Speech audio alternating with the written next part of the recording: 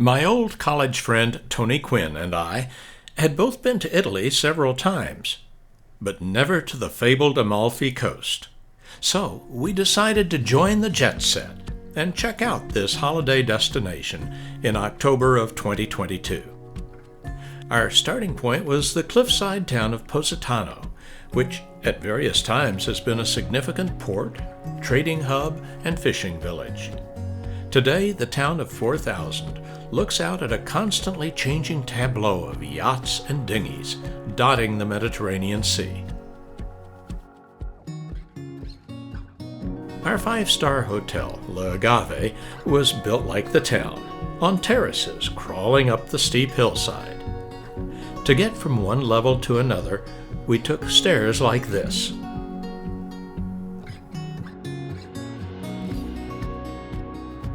Or to reach the beach house, we rode a funicular and made our way through a tunnel. Take a minute to explore the various vantage points at our hotel from which we could view the fabulous seascape.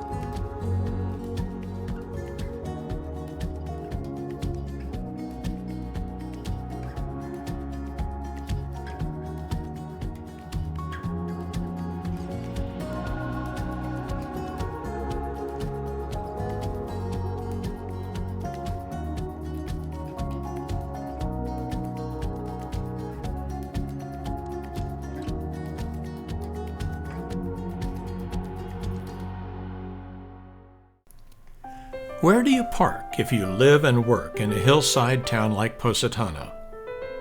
Well, you're looking at the answer. Then you climb up. What started out as a Benedictine abbey founded in the 9th century never anticipated today's holiday resort traffic. We asked our trip leader about driving on the Amalfi coast. Maria, are there accidents? And ladies and gentlemen, you'd be surprised, not as many as you think, but who do you think get to the most accidents on this road? Scooters. Who said it? Scooters. And who is driving those scooters, everybody? Tourists. No. Kids. Kids. Not only to here, but to other towns. People don't have to tell you, people like Jacqueline Onassis, Grace Kelly, the glitterati started to come in the 1950s, and by the 1960s, this became the place to vacation, alrighty? All you can do as you drive along the Amalfi coast is pray that you don't meet a tourist bus coming from the opposite direction. Fortunately, we had an experienced driver who made it all look easy. We even had to negotiate tunnels on our way to Amalfi, but fortunately, we emerged unscathed from the end of each one. As we hug the hillside and peer over the edge, I think you can appreciate why this stretch of coastline was listed as a UNESCO World Heritage Site in 1997. Now we enter the small town of Amalfi, which is another cliffside village popular as a romantic getaway. Some visitors are seeking a beach vacation. I wonder if that ancient fort atop the cliff is serving as an Airbnb today. It's not uncommon for coastal fortifications to be repurposed as unique hotels and distinctive restaurants. Although Amalfi has only about 5,000 residents today, between the 9th and 11th centuries, it was once one of the four powerful maritime republics of Italy. During the Middle Ages, it was a trade center, shipping out grain from neighboring growers, salt from Sardinia, and slaves from the interior. In exchange, Amalfi received gold dinars from Egypt and Syria and used them to buy Byzantine silks for resale in the West. A lively trade continues today as tourists prowl the shops looking for stylish Italian apparel. Colorful ceramics, a specialty product of the Amalfi coast. And of course, limoncello liqueur, for which the region is famous. Suddenly, the narrow passageways and shopping streets open onto Piazza del Duomo, with a fountain honoring St. Andrew, the patron saint of Amalfi. Tourists clamor to be pictured with the saint, but I'm distracted by some of the goofy ways water flows into the fountain. From the mouth of a snake? Really? Looking up, we could catch a glimpse of the impressive Cathedral of St. Andrew that dominates this town. And we noticed that there were more than a few steps leading up to it. Worship here is not for the faint-hearted. The striped Byzantine facade reflects just one of many periods and architectural influences over which this 11th century cathedral complex has evolved. I had to show this view from the top to prove that I made it up all 62 steps without touching a railing. The Romanesque style bell tower was constructed between the 12th and 13th centuries and has an Arab look with a Moorish cupola on top. The bronze door at the cathedral's entrance was cast in Constantinople in 1057 and brought to Amalfi. The beautiful Paradise Cloister is the ancient cemetery of the nobility of Amalfi. The arches are intertwined and supported by 120 columns. There are several worship spaces in the complex. The Basilica of the Crucifix now houses the Diocesan Museum, which exhibits sculptures and paintings, sacred liturgical objects, and even a wooden fragment of Christ's cross. The cathedral itself is vast and inspiring. A Baroque style has been imposed over the original Romanesque structure. The resulting grandeur is worthy of Christ's first disciple, Andrew, who later went on to spread God's word as an apostle. Andrew traveled widely, even as far as what is now Russia, but eventually was crucified in the Greek city of Patras. His body was taken to Constantinople. Then in the Fourth Crusade, following the sack of Constantinople, it was brought to Amalfi. The cathedral had just been completed in 1206. A richly beautiful crypt awaited St. Andrew, where his relics are now contained. His body is located beneath the main altar, but not in public view. A large bronze sculpture of St. Andrew stands atop the central altar. Yet another chapel, the Reconciliation Chapel, adjoins the cathedral, and it displays a relic the public is allowed to view: the back of St. Andrew's skull.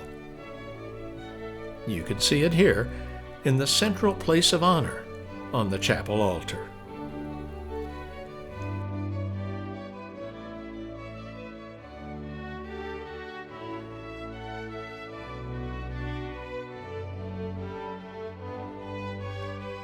For the Roman Catholics of Amalfi, the magnificent cathedral complex of St. Andrew and the relics it contains dominate their religious life. Our next stop was the little cliffside town of Ravello, perched 1,200 feet above the Tyrrhenian Sea. We were there to wander the gardens of an ancient villa that dates from the 13th century and was restored in the 19th century.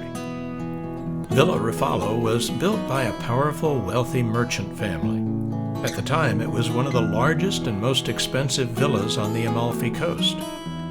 Its Moorish-style architecture is dominated by a tower that provides far-reaching views of the terraced countryside below and the Gulf of Salerno. Looking down, we see the gardens that composer Richard Wagner visited in 1880 and used as the setting for the Garden of Klingsor in the second act of his opera Parsifal. Today, Villa Rufolo is the site of an annual summer music series, including a Wagnerian concert. As you can see, this historic villa continues to inspire lovely dreams in an artful setting. Even I found myself being captured by a camera lens as I stood in one of the garden terraces. Take a last look at Villa Rufolo as we head for lunch in town.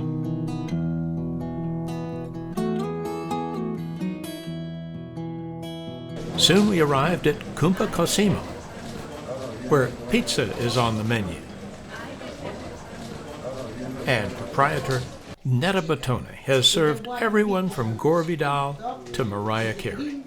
And then do you have lemon sorbet, cafe, cappuccino? You take everything, but you pay nothing. The scenic Amalfi coast continues to enthrall us as we make our way to the vibrant resort town of Sorrento.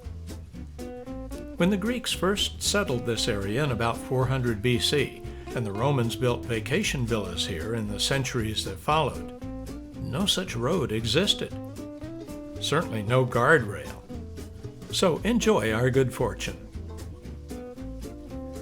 Sorrento looks down from the top of cliffs at its busy fishing port, marinas, and harbor below. There are all manner of boats here, even cruise ships, and what's this? A vintage sailing ship with 4 masts? Back on shore, things can get a little crowded at the top. The Grand Hotel Excelsior Vittoria accounts for at least 3 of the buildings on this crowded bluff. Many in our group were looking forward to a few hours of serious shopping, and we had come to the right place. Merchandise spills out of the many small shops. We found ourselves on a rare shopping street that is shared with vehicular traffic, so stand aside.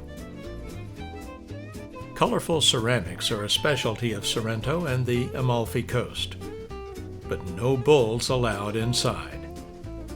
We stopped to peruse obituary notices that, according to local custom, are posted as handbills on a community bulletin board. Now we come to a private club for men only that nevertheless is open to the street so that passers-by can admire its historic frescoes. The building dates from 1344 and was the scene of political discussions among noblemen, and even once served as a prison. Today you may see members playing cards outside on nice days. At last there are no vehicles to interfere with shopping. Bimonti is both a shop and a workshop. In fact, this Sorrento institution has been making cameos and coral jewelry on site for generations. We learned that every cameo carving is unique because every shell is different. In this case, is the siren of Sorrento, but we could make any subject, not just the lady's face. They have been painted, but instead it's not. The different colors are different layers of... Now here's another craft in which Sorrento excels: woodworking. This elaborate nativity scene is on display year-round in the Cathedral Sorrento, or should I say, Sorrento's Cathedral of San Filippo and San Giacomo. The Holy Family is dwarfed by hundreds of surrounding handmade figures depicting 19th century villagers, tradesmen, and merchants. Enjoy the artistry of these imaginative scenes.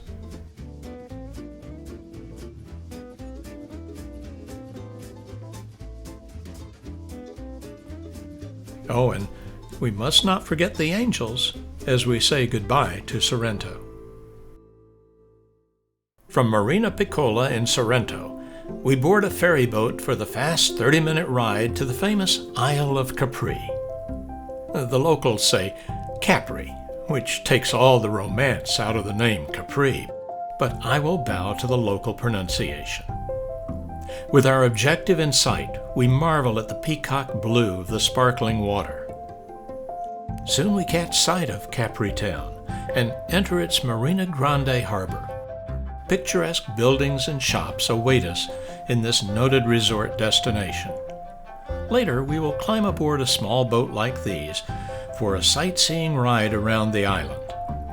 But for now, the town clock tower reminds us that it's time to get some shopping done before we head for our hotel.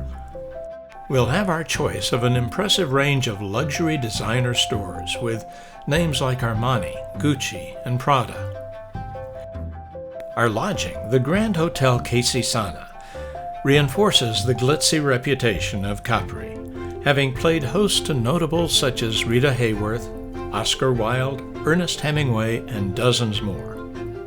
But tomorrow is a new day, and the dawn greets us with a beautiful sunrise over an iconic seascape.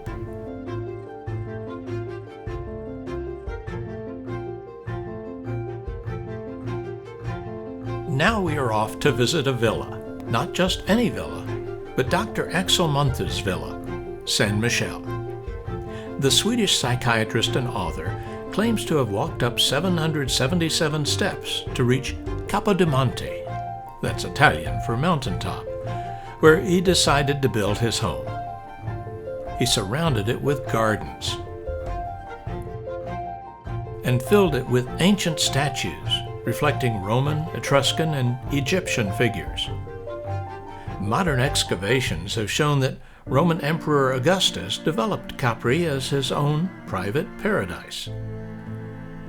In 1892, Dr. Munthe was appointed physician to the Swedish royal family and was rumored to have an ongoing affair with the Swedish crown princess Victoria, even after she became queen. Although he was married twice and had 2 sons, he also was linked to a British socialite who, in turn, had many lovers. Axel Munthe not only lived a passionate life, but wrote a fictitious autobiographical account of his life and work in The Story of San Michele, which became a bestseller after its publication in 1929. Meanwhile, a 3,200-year-old Sphinx looks down from Villa San Michele at the Isle of Capri below, and keeps a watchful eye on the passing yachts. Now we go from one mountaintop to another. Monte Solaro, at 1,932 feet, is the highest point of Capri. To reach the peak and its sweeping 360-degree view of the island, we could hike up if we had a couple of hours. But this chairlift gets us there in 13 minutes. The town of Capri is spread out before us, dominated by the Church of Santa Sofia. We pass over homes where people make the most use of their little backyards. They grow things where they can,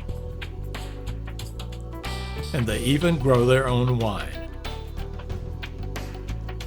After dismounting at the top, we make our way to an observation deck where we can grab snacks and maybe a cappuccino. We start to take in the view. From here, we get a top-down perspective on the distinctive Ferraleone rock formations that have been shaped by waves and wind over thousands of years. Across the bay, we can see Mount Vesuvius. And if we look carefully, we can make out the crater formed by a notorious volcano on this famous mountain. On the return chairlift ride down the mountain, my attention turned to people, not just the scenery, including my own shadow. Monte Solaro is a mountain made of limestone, which, along with the rugged coast, is host to more than 850 species of vegetation. Hikers love the rugged terrain, and I expect there are some intrepid rock climbers who do as well. Want to buy an Italian villa with an incredible view? Here's a fixer-upper, if you can get there. Now we're back at sea level in Capri town's sister city of Capri. Having seen the Ferraleone rocks, first from the hotel room, then from the top of Monte Solaro, it's time to visit them up close and personal. For that, we need a boat and calm water. We were told we had both. So we set out with great expectations. We had the boat, one large enough to hold all 17 of us, and it was a beautiful sunny day for a boat ride. But as we approached the Herculaneum rocks, the water became angry. We rocked and rolled our way to the base of the formations and found a hole we could sail through. Maybe. We hoped. Our trip leader, Maria, did not seem the least bit worried.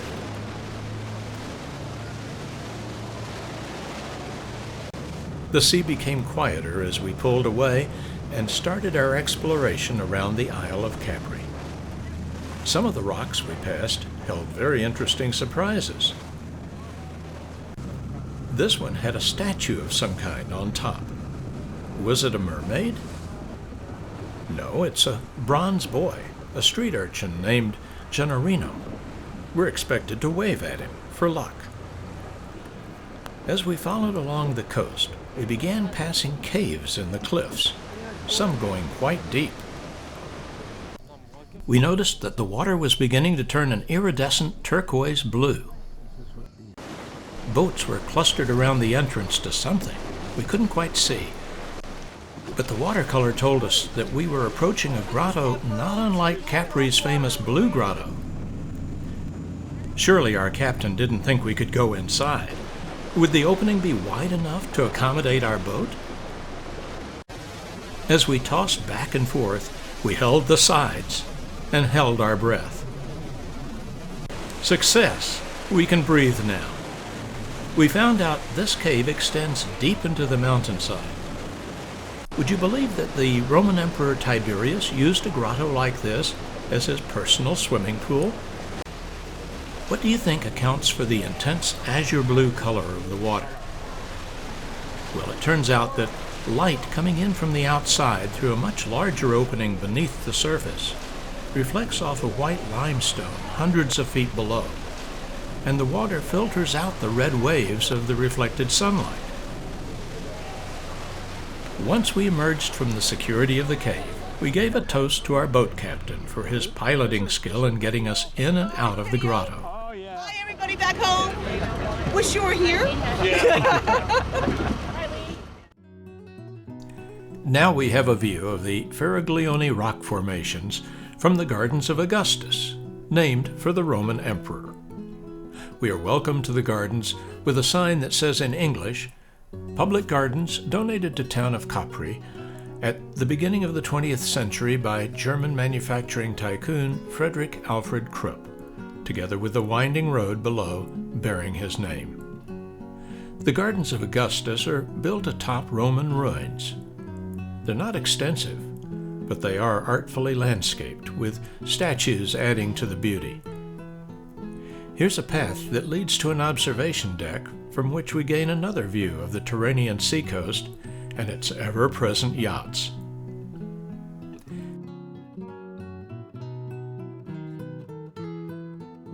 Now it's time to descend to the harbor, to board a fast ferry to our next destination. We enjoy checking out the Italian villas as we say goodbye to Isola di Capri.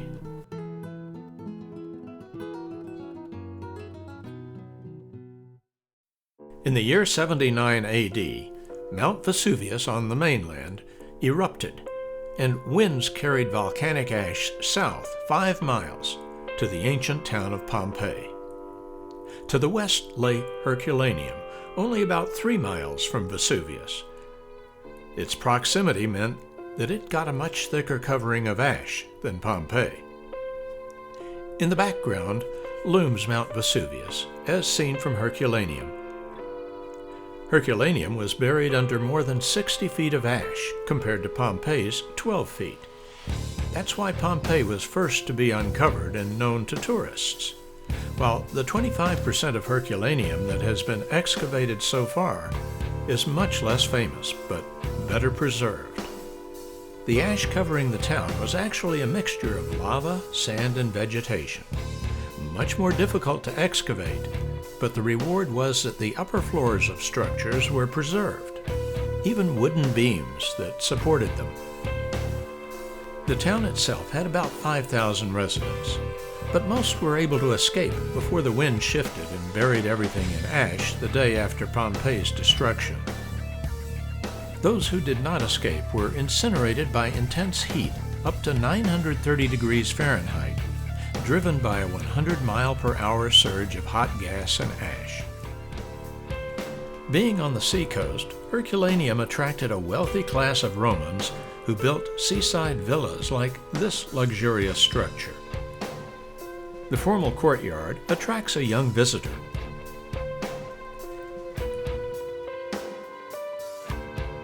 As we wandered through several of the villas, we found impressive mosaics with surprisingly brilliant colors dating back nearly 20 centuries.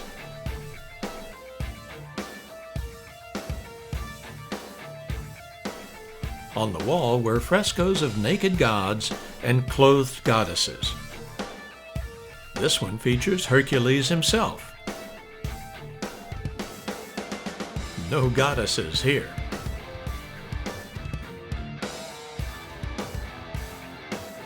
Some of the original bathhouse marble floors are in amazing condition. Take a look.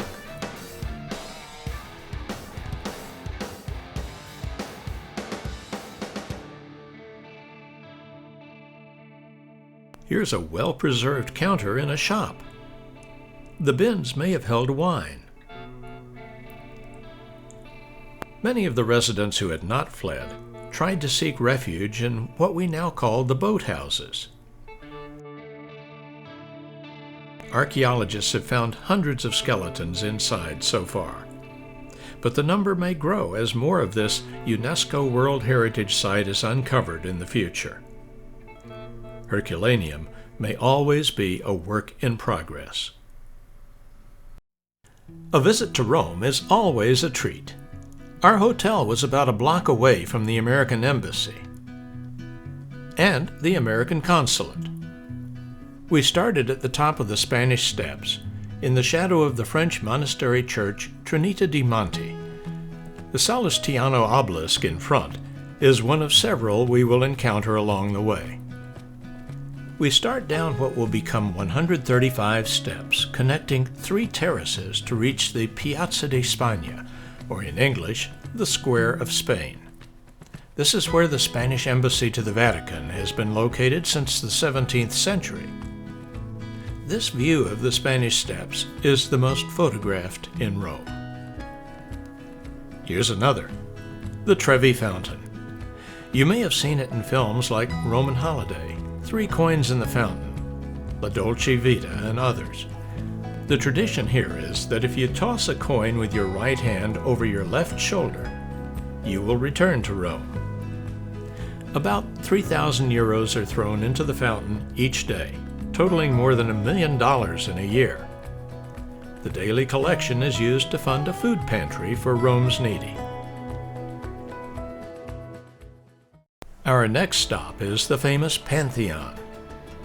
There's nothing like using ancient Rome's best-preserved building for wedding photography. After all, this 2,000-year-old landmark is now a Christian church, having served as a temple dedicated to all the Roman gods until it was repurposed in 608 AD. Architecturally, it was a trailblazer.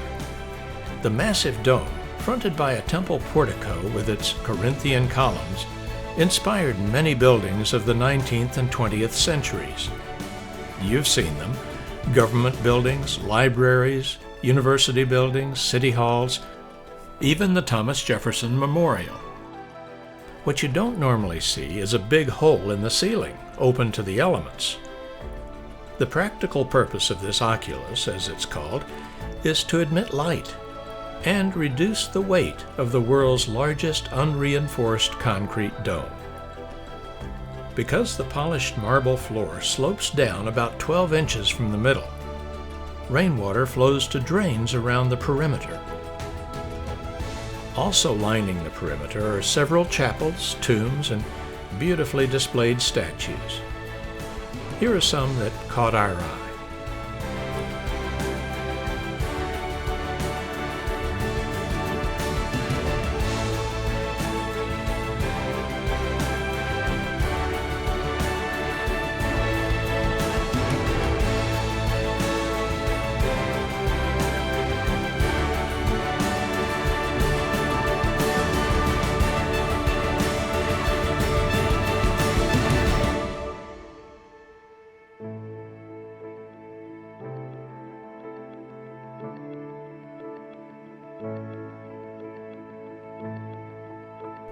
If you're wondering how tall the dome is, its height matches the 142-foot diameter of the floor.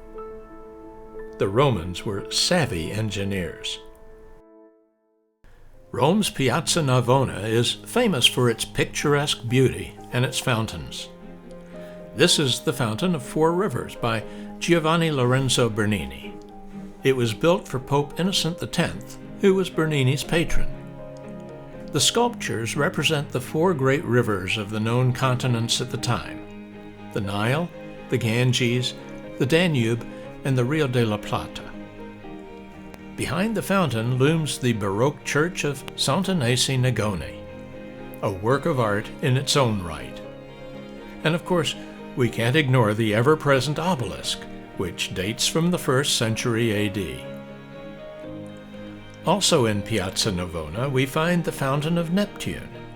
It's the work of Flemish sculptor John Bologna, arguably the last significant sculptor of the Italian Renaissance. This pigeon has very definite ideas about the purpose of 16th century art. As we walk along the street, admiring the magnificent churches of Rome, we look up to see a most impressive structure that has become the national symbol of Italy. This monument to the Italian Unification is also called Vittoriano, honoring Victor Emmanuel II, whose efforts brought about a unified republic with Rome as the center. It is here, at the altar of the fatherland, that the President of the Italian Republic comes each year to commemorate Liberation Day, Republic Day, and Armed Forces Day.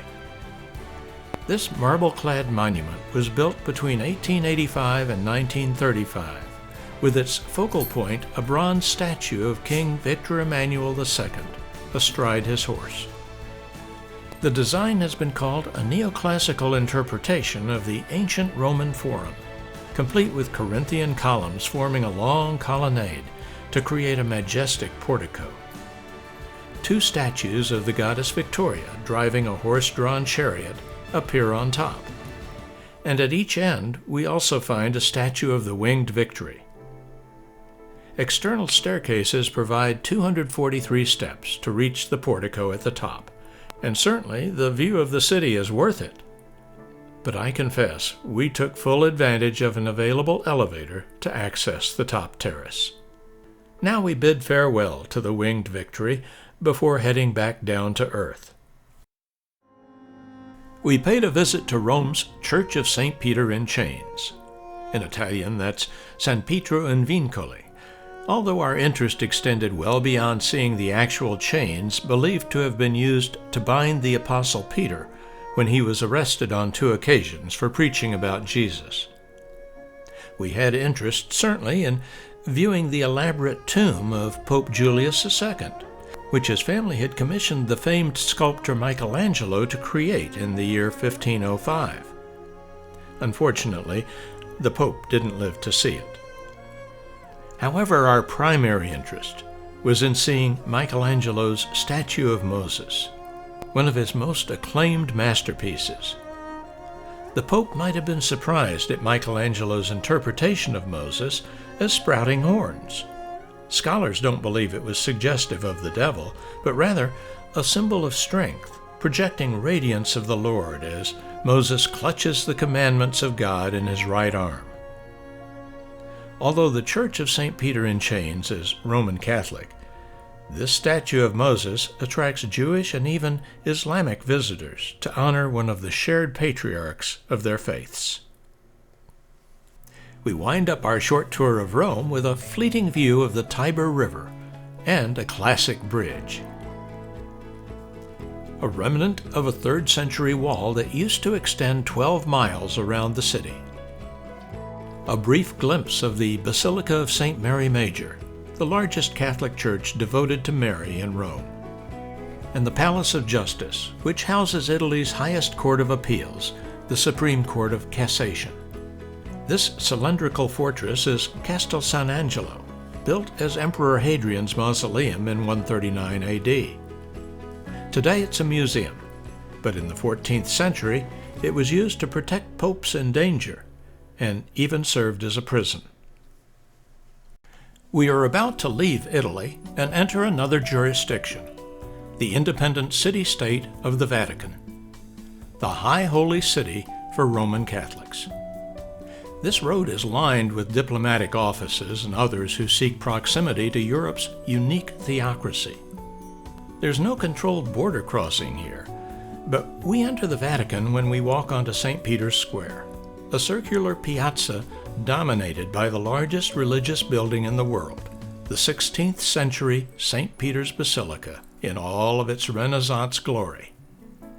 An earlier church had been established on this site by Constantine in the 4th century AD, marking the burial place of St. Peter, one of Jesus' 12 apostles. Peter was called the Rock and considered to be the first Pope of Rome. Before we go inside, behold the architectural beauty of this magnificent piazza, which was opened in 1667. When architect and sculptor Gian Lorenzo Bernini designed it, he described the double colonnade of Doric columns as embracing visitors in the maternal arms of the Mother Church. The piazza includes fountains and an ancient Egyptian obelisk. Several of the Papal Palace buildings rise above the wall of columns, and there are sculptures to behold everywhere you look. Vatican security is provided by Swiss guards in their colorful uniforms. They're actually trained and supplied by the Swiss military. They and the clergy are the only permitted residents of Vatican City. Now we enter the basilica itself, with its opulent marble interior and breathtaking size. It's the work of 5 major Renaissance architects: Bramante, Maderno, Raphael, Michelangelo, and Bernini. The high altar itself is built over the tomb of St. Peter. The nearly 10-story high structure above it, its Baroque-style bronze canopy, is the work of Bernini. Directly above that is the massive dome of the basilica, reaching up 452 feet, making it the world's tallest dome. We experienced a fascinating optical illusion. It seems that Bramante had originally designed the church layout to follow the form of a Greek cross with 4 equal arms. But following his death, one of the arms was extended to make the layout match that of a Latin cross, which is what we see today. This is the long view from the entrance to the altar. This view appears much shorter, from the altar to the entrance. But it isn't. Look again.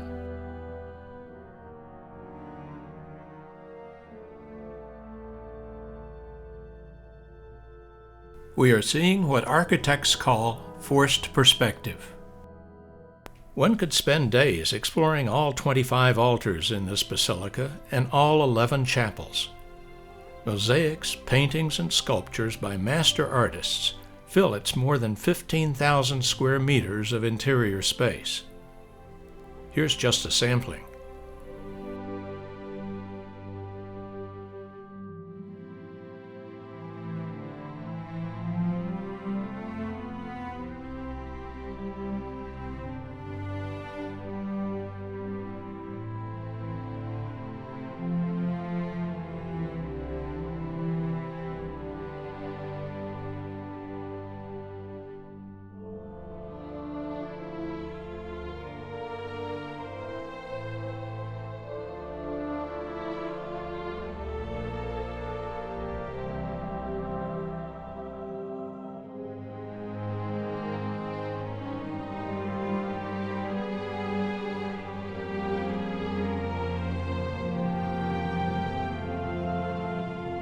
One of the chapels always attracts the largest crowd.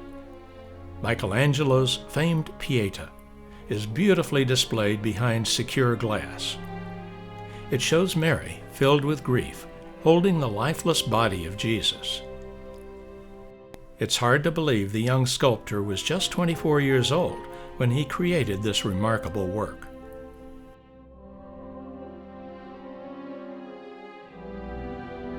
On a more contemporary note, St. Peter's Basilica is in active use today for services of all kinds, especially weddings. you can always count on a crowd.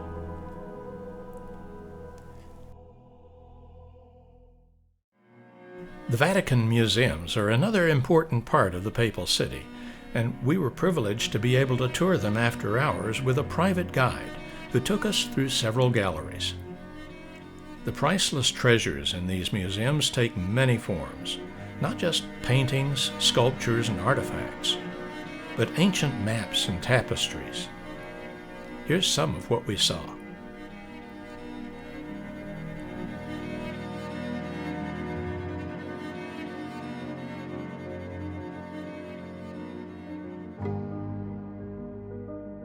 While you watch, let me share a few gee-whiz numbers with you. There are more than 26 museums in the Vatican palaces, with priceless collections numbering more than 70,000 exhibits. More than 6 million people a year visit the Vatican museums. Now we have an optical illusion called trompe-l'œil, which is French for deceive the eye. This ceiling decoration is not three-dimensional at all, but painted on a two-dimensional surface. The effect is quite convincing as we walk down a long gallery of maps. No, this is not the museum shop, but no doubt there are visitors who wish it were. It was interesting to see that art restoration and preservation work is continuous and is underway night and day. This lonely fellow is facing a big job. As we approach the Apostolic Palace, which is the official residence of the Pope, we come to the Raphael rooms. The great Renaissance artist Raphael and his studio were commissioned by Pope Julius II in 1508 to redecorate his suite of 4 reception rooms with frescoes depicting events in the lives of past popes. No surprise, Pope Julius II appeared multiple times, either as a participant or an observer. Our guide Franco had studied his art history and was able to point out who some of the prominent clerics, politicians, and philosophers were in each painting. Including this cameo appearance, Raphael gave Michelangelo, his creative rival. The Apostolic Palace is also home to the famous Sistine Chapel. In 1515, Pope Leo X called upon Raphael to design 10 tapestries to hang on the walls of the Sistine Chapel. The process took 6 years and focused on the lives of St. Peter and St. Paul, the founders of the Christian Church in Rome. However, Raphael's work has been overshadowed by the more acclaimed but controversial frescoes of Michelangelo. Our tour group was privileged to have the Sistine Chapel to ourselves. No crowds, and a very provocative guide who explained that Michelangelo was reluctant to accept Pope Julius II's commission because he considered himself a sculptor, not a painter. But he did agree to take on the task in exchange for artistic freedom, which the Pope gave him. The result was the appearance of many more nude figures than the conservative clergy were expecting. No halos for angels, and the appearance of a woman peering out from behind God at the time Adam was created. Eve was supposed to come later. Eyebrows were raised, but according to our guide Franco, the Pope had gotten what he wanted, a fresh artistic approach that would get notice. Michelangelo even encapsulated God inside of a shape that looked like a human brain, something the artist had observed in dissecting cadavers. Whereas Michelangelo's ceiling was upbeat in its message, his massive painting of the Last Judgment, which covered the wall behind the altar, was not. Several years had passed since he had completed the ceiling. He was invited back, but the church was in turmoil, thanks to the Protestant Reformation. In the painting, Christ was shown on Judgment Day, sending the blessed up to heaven, but the damned down to hell. On that note, we started down ourselves, using a strikingly modern spiral staircase to exit the Vatican and ponder all we had seen. The town of Castel Gandolfo is a charming resort area overlooking Lake Albano, about 16 miles southeast of Rome. For 420 years, vacationers came here for the scenic views, knowing that Vatican II, as they affectionately called the summer residence of the Pope, was strictly off-limits. Well, not anymore. Pope Francis said he didn't plan to use it, so why not open it to the public? Which he did in 2014, ending more than 4 centuries of tradition. 2 years later, he opened the Apostolic Palace of Castel Gandolfo as a museum. The next pope, of course, could reclaim the exquisite gardens and papal palace as his private summer retreat, just as his predecessors had done, so we felt our timing was fortunate. We boarded a little train to begin our tour of the gardens late in the day after all the tourists had left. We were surprised to pass dairy cows and fields of grapevines. A little milk, a little wine. Life is good on the farm. And the church's acreage here is more extensive than that of the Vatican City in Rome.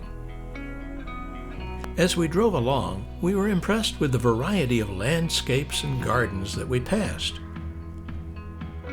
No words are needed.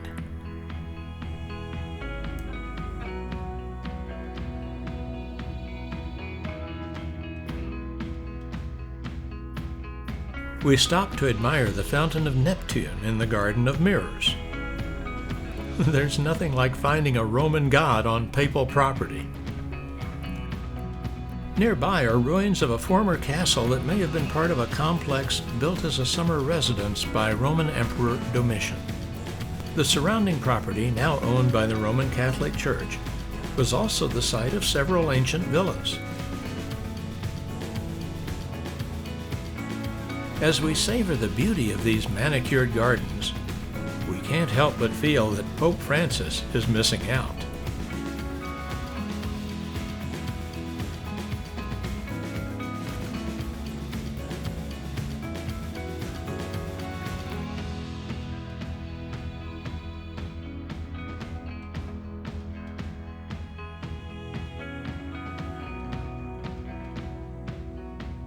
Now the sun sets over Lake Albano, and we take a last look at the formal gardens of Castel Gandolfo. It's fitting that our magical time in Italy should end with a long, slow fade out over water.